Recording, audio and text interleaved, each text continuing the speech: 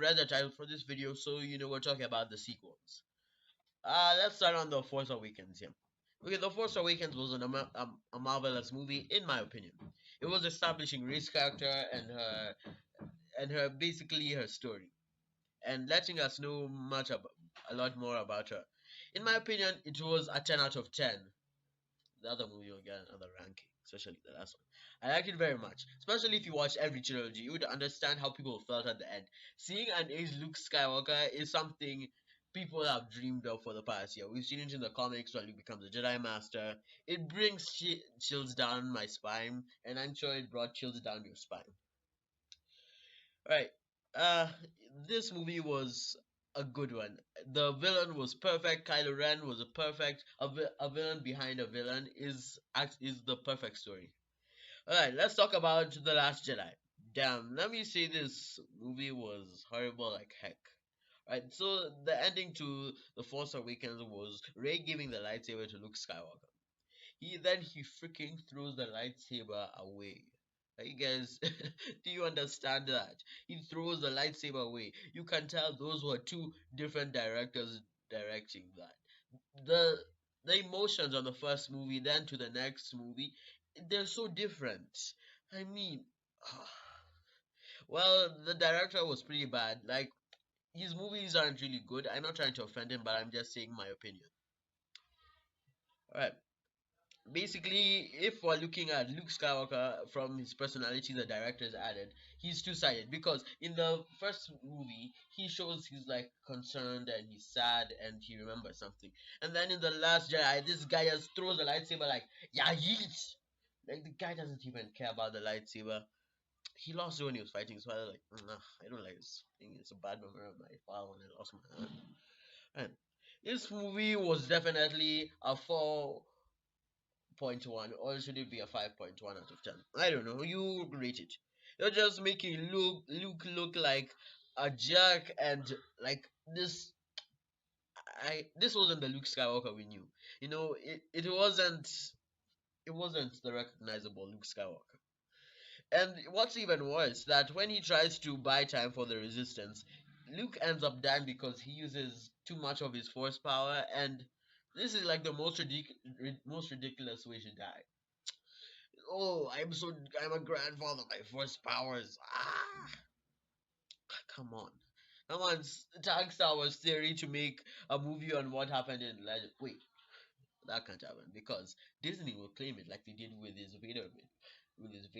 I'm not trying to send hate to Disney for doing that, but come on, just let this man have what he wants. He wants to create something he's always wanted to create. Be nice. Let's not get off topic and let's continue. Right. So at the end, he was still trying to buy time for the Resistance, but come on, don't make him look like some kid who just learned how to use a force ability and failed. This guy is a Jedi Master, and this guy dies because he's gotten tired. I think Theory has made a joke about that in his Star Wars cartoon videos, those shit post videos, you know. If I was the director of this film, I would lock myself up. Like, right. So the last movie of the Skywalker saga failed horribly. It doesn't even deserve to have that name Skywalker on it. From look, the trailer was awesome. And Palpatine was revealed to have survived somehow. Yeah, I don't know how that guy survived.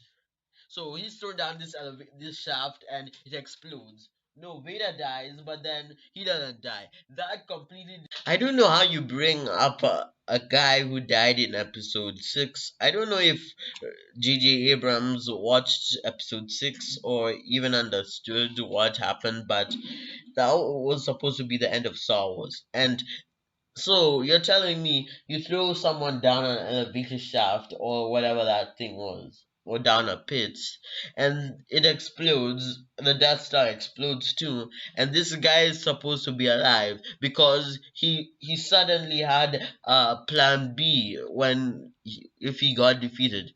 Oh yeah, I'm gonna make clones. You know, it was creative writing, but it wasn't nice to do that. So Kylo obviously turns to the light, and I appreciate them for adding Raylo. or acknowledging Raylo, but then they just spit on the movie itself, spit on George Lucas basically. This is a big shame to the Star Wars community, and I understand why some people will never see Star Wars the way it was. I mean, even George Lucas is very disappointed, and I can see where he's disappointed with what they've done with his story. It's not nice to do that to someone's story, you know. But yeah, anyway, these are my thoughts on this the the sequels. But the main problem here is Disney. Disney is trying to accomplish something that George basically did. They're trying to get known. They're trying to do something much better than what George Lucas did. It didn't play out very well, but in their mindset, they think it was going to work. You know, you don't just kill off Kylo Ren like that. It wasn't the wisest thing to do. And like Snoke, why would you kill Snoke off if you're supposed to be Kylo's master? Unless you're saying Palpatine is